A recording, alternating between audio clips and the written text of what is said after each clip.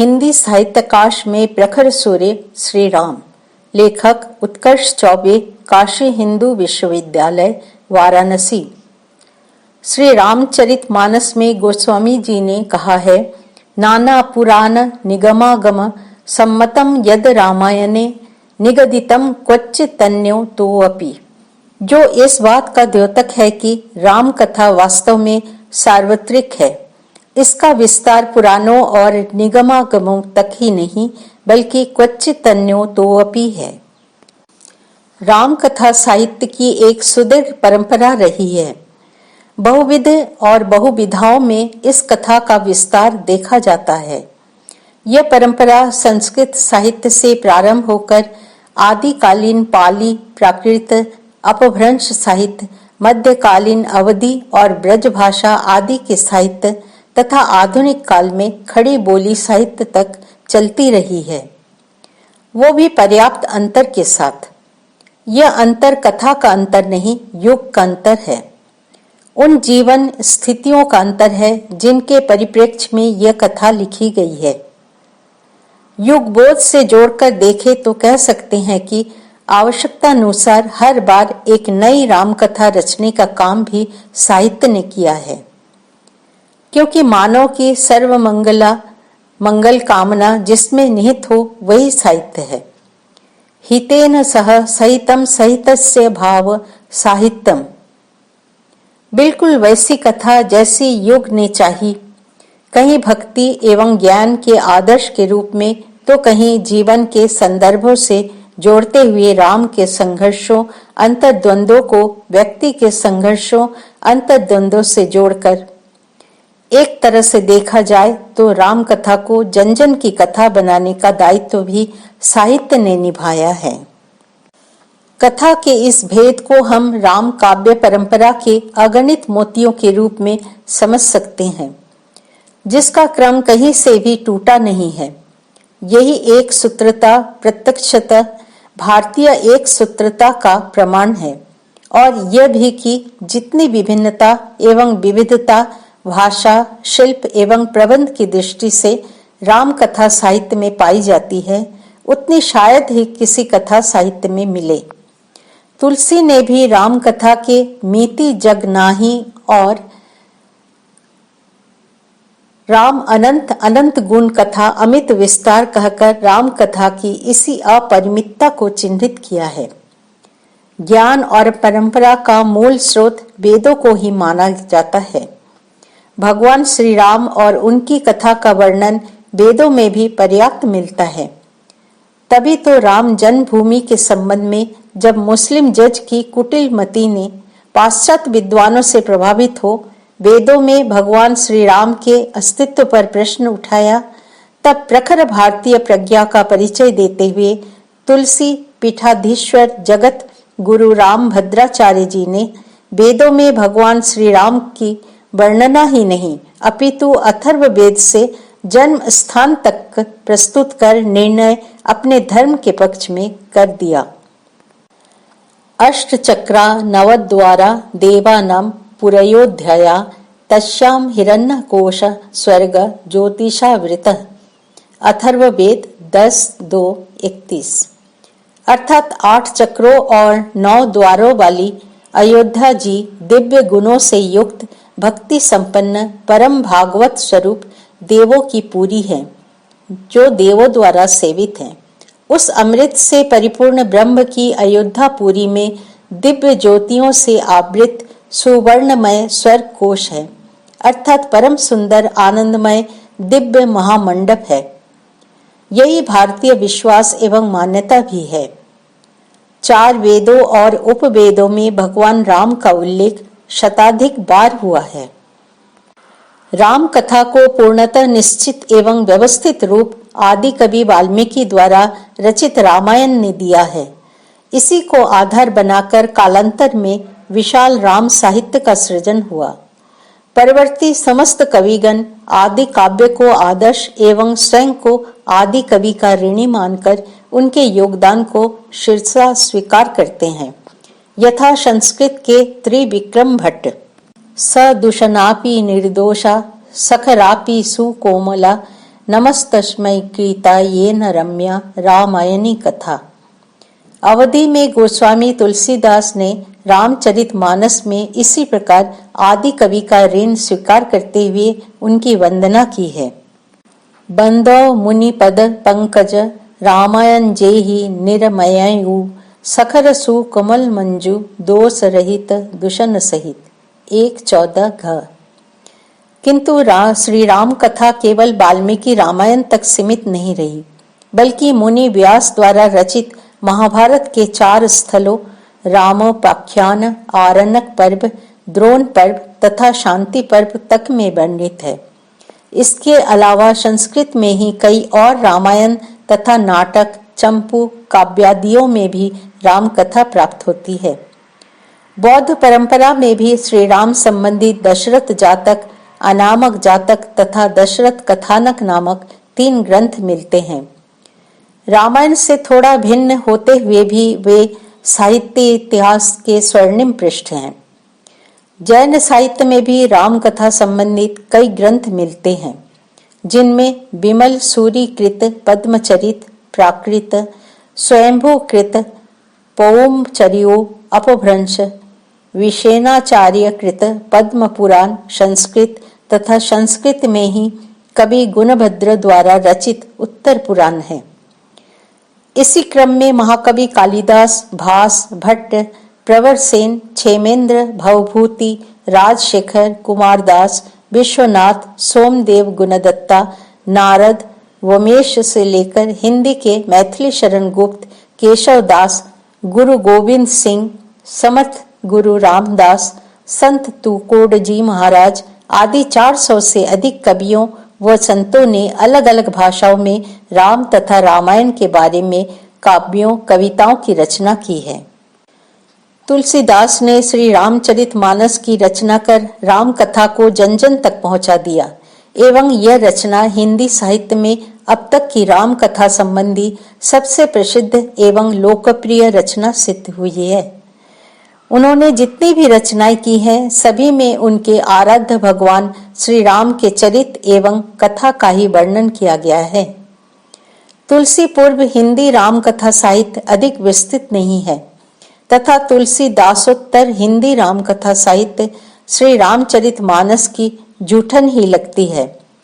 तभी तो अयोध्या सिंह उपाध्याय हरिओद की लेखनी यह कहने पर विवश हो जाती है, बन राम रसायन की रसिका, रसना लसिकों की हुई सफला, बन पावन भाव की भूमि भली, हुआ भावुक भावुकता का भला।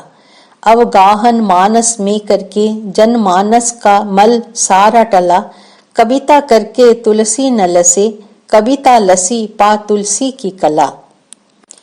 मानस के अलावा गोस्वामी जी ने दोहावली, कवित्त रामायण, कवितावली, गीतावली, रामाज्ञा प्रश्न, विनय पत्रिका, राम लला नछहु, जानकी मंगल, बरवे रामायण, वैराग्य संदीपनी जैसी महत्वपूर्ण रचनाओं के माध्यम से राम कथा की अमृत गंगा को आगे बढ़ाते हुए अपनी भक्ति रूपी लेखनी से इसका आस्वादन किया। तुलसी राम के सगुण भक्त थे, लेकिन उनकी भक्ति में लोकोन्मुखता थी। वे राम के अनन्य भक्त थे। राम ही उनकी कविता के विषय हैं। विभिन्न काव्य रूपों में उन्होंने राम का ही गुणगान किया है, किंतु राम परम ब्रह्म होते हुए भी मनुज हैं और अपने देश काल के आदर्शों से निर्मित हैं। तुलसी के राम ब्रह्म भी हैं और मानव भी। तुलसीदास जी ने एक ओर तो तत्कालीन परिस्थितियों का विशद निरूपण किया, तो दूसरी ओर राम राज्य की परिकल्पना करते हुए आदर्श शासन व्यवस्था का प्रारूप प्रस्तुत किया। वे कहते हैं, दैहिक दैविक भौतिक तापा, राम राज काहू नहीं व्यापा, सब नर करे ही परस्पर प्रीति, चल ही स्वधर्म नीरत श्रुति नीति। 7:20:1। वस्तुतः राम उन्मुखता तुलसी का सबसे बड़ा आदर्श है। राम से विमुख होकर सभी संबंध त्याज्य हैं। तजिए ताही कोटि बैरी सम, यद्यपि परम स्नेही।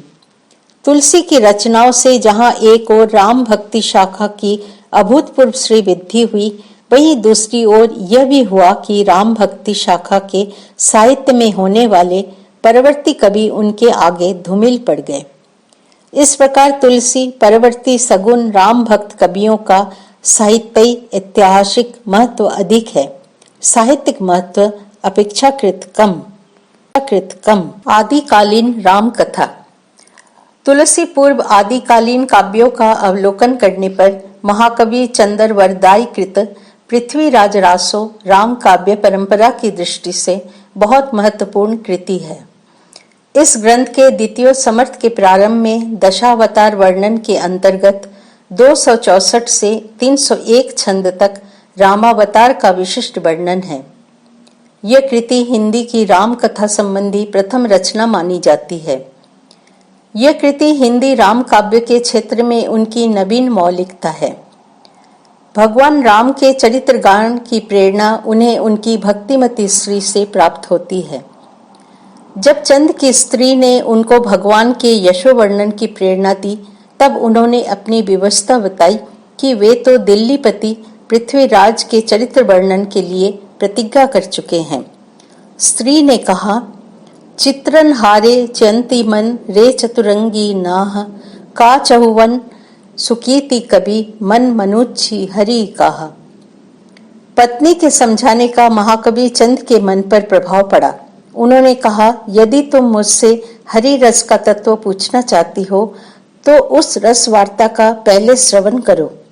महाकवि ने आरंभ में लिखा, किम सम्मान स सेव देव रंजय दुष्टान उच्छासयम, किम सुवखानि दुखानि सेवन फलम आयास भूमिशय, कीरणम चेतया चीतम कुकमलम वंदे सदा विपय।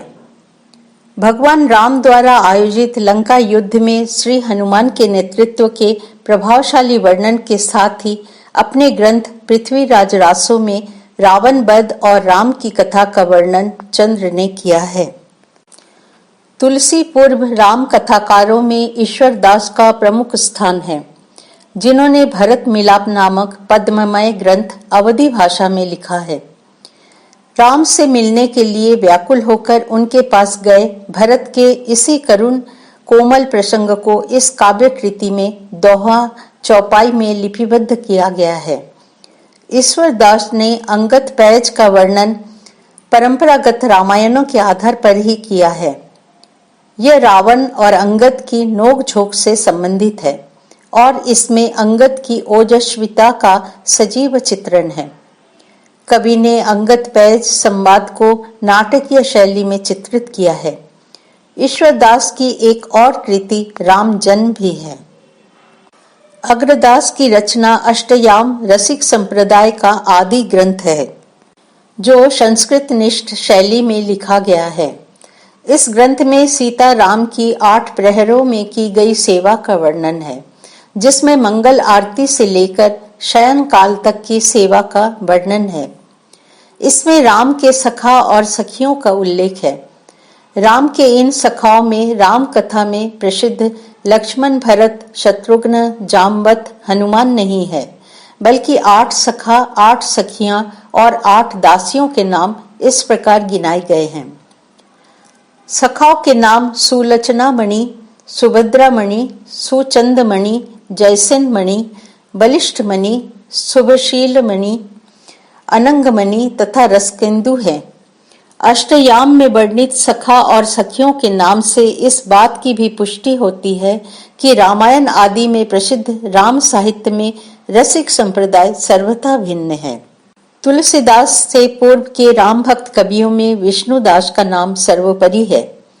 नागरी प्रचारिणी सभा की विभिन्न खोज रिपोर्टों में इनके द्वारा रचित 5 ग्रंथ बताए जाते हैं। सर्वप्रथम वाल्मीकि रामायण का हिंदी अनुवाद करने का श्रेय विष्णुदास को माना जाता है। इन्होंने अपने हिंदी अनुवाद रामायण कथा को विवरणात्मक रूप में प्रस्तुत किया है। कृष्ण भक्ति शाखा के सर्वश्रेष्ठ कवि भक्त सूरदास ने अपने ग्रंथ सुरसागर के 9वें स्कंद में राम कथा का वर्णन किया है। सूरदास ने राम संबंधी पद बल्लभ संप्रदाय के उत्सवों में विधि निर्वाह के निमित्त रचे थे। राम के प्रति उनका प्रगाढ़ भाव नहीं था।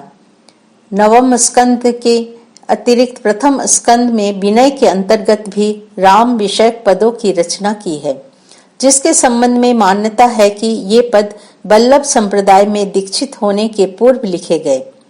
सुरसागर में रामायण प्रसंग शीर्षक में लगभग 150 पद संग्रहित है। सूरदास ने राम कथा के समस्त प्रसंगों को न चुनकर अपनी रुचि के अनुसार कुछ कथाओं का ही चयन किया है। सुरसागर के अतिरिक्त सूरदास ने सुर सारावली में छंद संख्या 140 से 316 तक के छंदों में वाल्मीकि रामायण के आधार पर राम का जीवन चरित वर्णित किया है। भक्ति काल में राम काव्य परंपरा के शिखर कवि तुलसीदास ने राम कथा को जिस चरमोत्कर्ष पर पहुंचा दिया था, उसके बाद अन्य कवि उस शिखर तक नहीं पहुंच पाए। इसका परिणाम यह हुआ कि राम कथा की दो धारा हो गई। प्रथम धारा में तुलसीदास हैं, जो मर्यादा को स्थापित करते हैं, श्री राम को मर्यादा पुरुषोत्तम के रूप में प्रतिष्ठित करते हैं। दूसरी धारा श्री कृष्ण की माधुर्य भक्ति से प्रभावित होकर राम सीता की लीलाओं को लेकर आगे बढ़ी, जो बाद में रीतिकाल में राम कथा संबंधी रचनाओं का प्रमुख विषय रहा। इसका आधार राधा कृष्ण की माधुर्य भावना रही है। यही कारण है कि तुलसीदासोत्तर राम कथा की परंपरा में राम काव्य के दो रूप प्राप्त होते हैं। प्रथम मर्यादा भक्ति परंपरा का राम काव्य और दूसरा रसिक भक्ति परंपरा का राम काव्य। मर्यादा राम भक्ति परंपरा में महाकवि तुलसीदास का स्थान सर्वोपरि है। रीतिकालीन राम कथा। आचार्य केशव तुलसीदास के समकालीन कवि थे, जो हिंदी काव्य शास्त्र के प्रथम आचार्य माने जाते हैं। आचार्य केशव द्वारा रचित रामचंद्रिका का राम काव्य परंपरा में रामचरितमानस के बाद द्वितीय स्थान है।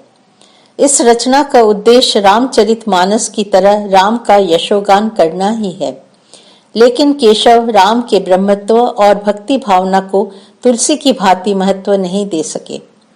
केशव के पास तुलसी की भांति नाना पुराण निगमागम सम्मत दृष्टि नहीं थी। उनका केवल एक उद्देश्य था, अपनी प्रतिभा का पांडित्य प्रदर्शन करना। उन्होंने रामचंद्रिका के माध्यम से यह कार्य किया। उस समय जनता राम कृपा की रसिक बन चुकी थी, इससे उनका कार्य सरल हो गया। पांडित्य प्रदर्शन से पदों का भाव विकृत हो गया है। जैसे राम की वियोग दशा का वर्णन करते हुए इस वाक्य को देखिए। बासर की संपत्ति उलुक ज्यों न चितवत। केशव को कवि हृदय नहीं मिला था। उनमें वो सहृदयता और भावुकता न थी जो एक कवि में होनी चाहिए। किंतु कुछ संवादों में केशव की अद्भुत पांडित्यपूर्ण रूप में श्री राम द्वारा उपदेश किया गया है। उदाहरणार्थ भगवान लक्ष्मण से बन जाते समय कहते हैं, धाम रहो तुम लक्ष्मण राज की सेवा करो, मातन के सुनितात सुदिग्ध दुख हरो, आए भरत कहाँ धय करे जिय भाय गुनो, जो दुख दे तो लय उर्गा यह सीख सुनो। रीतिकालीन प्रसिद्ध कवि सेनापति द्वारा रचित कवित्त रत्नाकर राम काव्य परंपरा की रचनाओं में महत्वपूर्ण स्थान रखता है।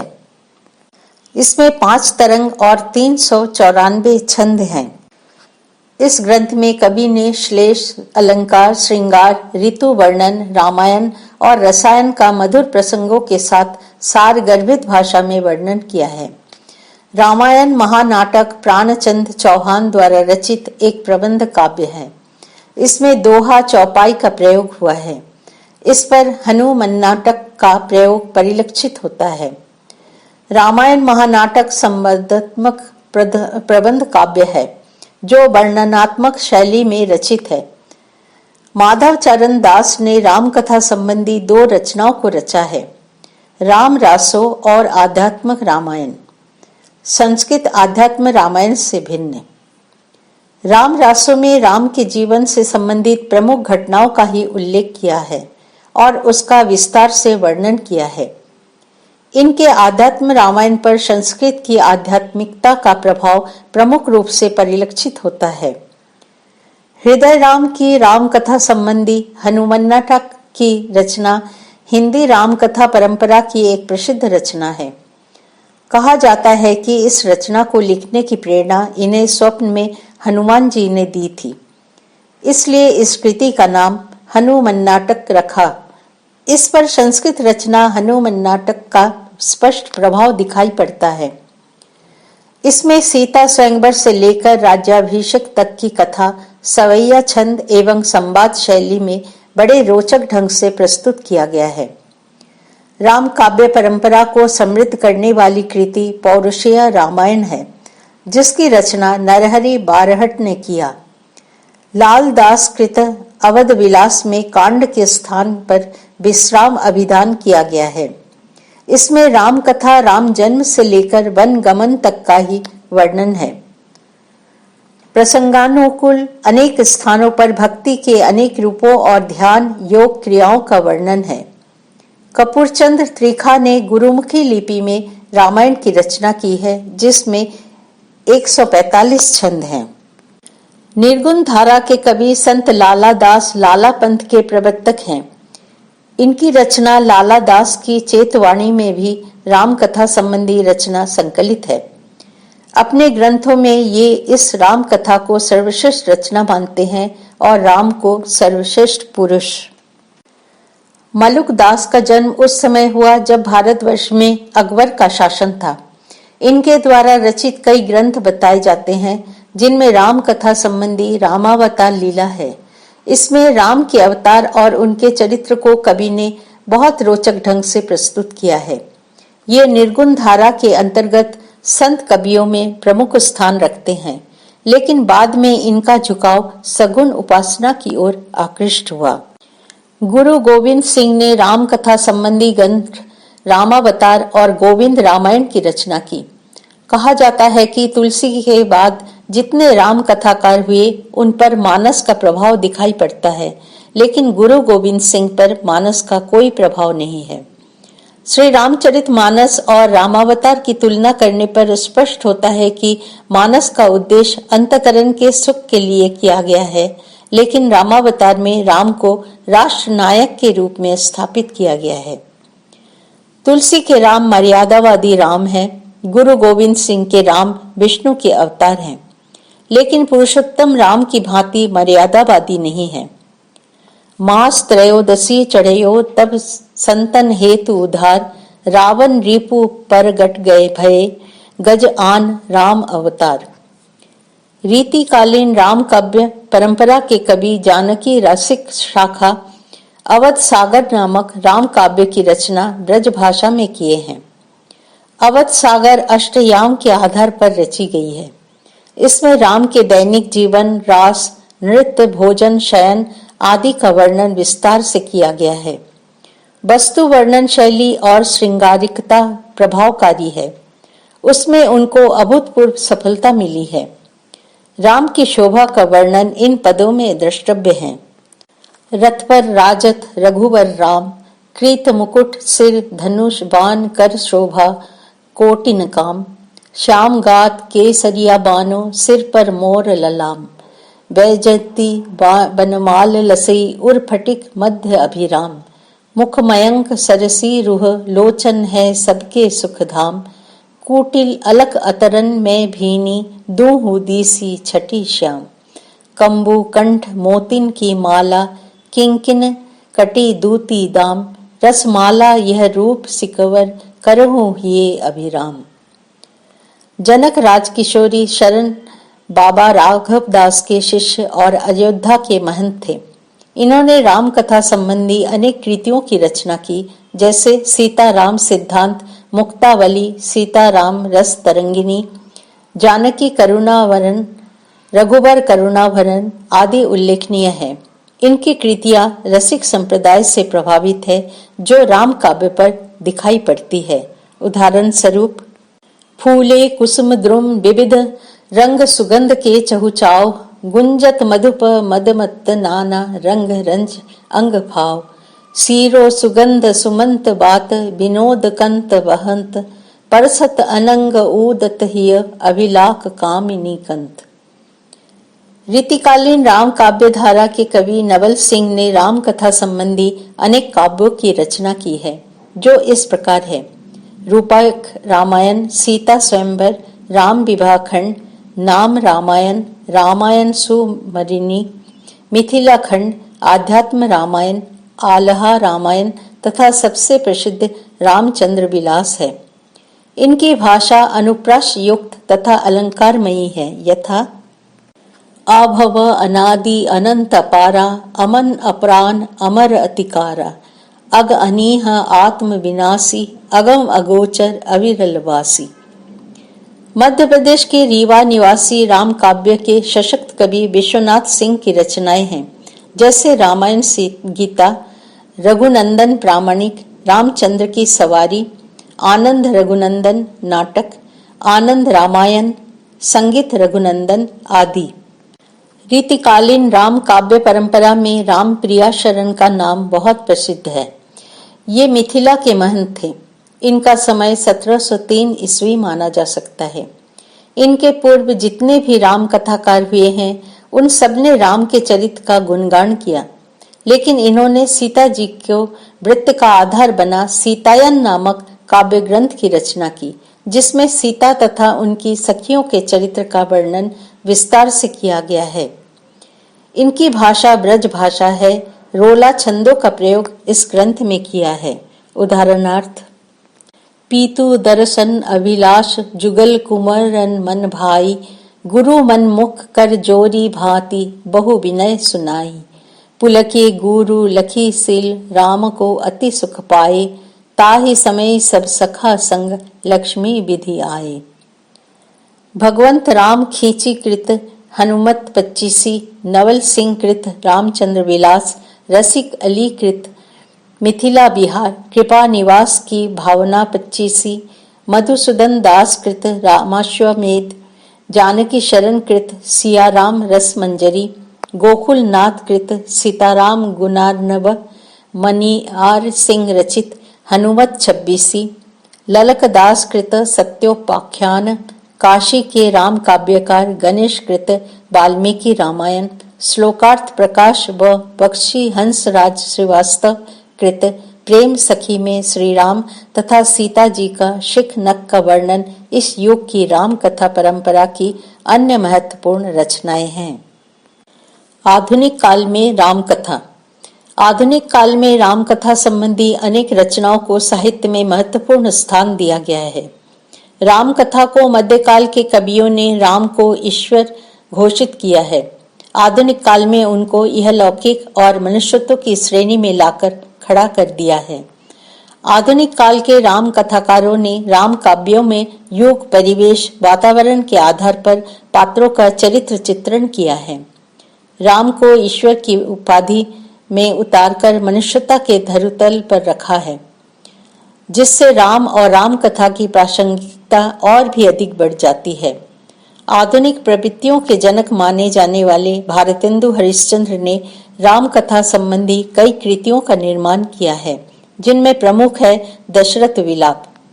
इसके अतिरिक्त निबंधों में राम के चरित्र का सहारा लिया है। उन्होंने जनकपुर यात्रा, सरयू पार की यात्रा, चित्रकूटस्थ राम, प्रशस्ति, राम सीता संवाद आदि निबंध प्रसिद्ध हैं और रामलीला शीर्षक एक आख्यायिका की रचना भी की है। भारतेंदु जी ने दशरथ विलाप में दशरथ का पुत्र प्रेम और उनके विलाप को प्रस्तुत किया है। कहाँ हो ए हमारे राम प्यारे, किधर तुम छोड़कर मुझको सिधारे, बुढ़ापे में ये दुख भी देखा था, इसी के देखने को मैं बचा था। भारतेंदु युग के प्रमुख कवि बद्री नारायण चौधरी प्रेमधन ने ब्रज भाषा में राम कथा रचना प्रयाग रामागमन नामक एक मुक्तक काव्य की रचना की थी। लाला सीताराम भारतेंदु युगीन ही कवि हैं, जिन्होंने संस्कृत के ग्रंथ रघुवंश का पद्यानुवाद ब्रज भाषा में किया। हिंदी साहित्य के आधुनिक युग के प्रारंभिक वर्षों में साहित्य नियमन के 3 अंग भाषा, व्याकरण, साहित्य शास्त्र की बागडोर द्विवेदी, गुरु और भानु के हाथों में रही। उनके द्वारा रचित नव पंचामृत रामायण राम काव्य बहुत महत्वपूर्ण है। इसके अतिरिक्त इनके अन्य ग्रंथ तुलसी तत्व प्रकाश, रामायण वर्णावली, श्री तुलसी भाव प्रकाश हैं। भारतेंदु हरिश्चंद्र के फुफेरे भाई व कृष्ण भक्त श्री राधा कृष्ण दास ने राम कथा संबंधित रचना रामचरितमानस के नाम से ही की है। बाल मुकुंद गुप्त अपनी भाषा के लिए जाने जाते हैं। इन्होंने राम कथा संबंधी रचना राम रक्षा स्तोत्र का सृजन किया है, लेकिन राम काव्य परंपरा की दृष्टि से इसका कोई महत्व नहीं है। यह केवल परंपरा का निर्वाह करती है। क्रमशः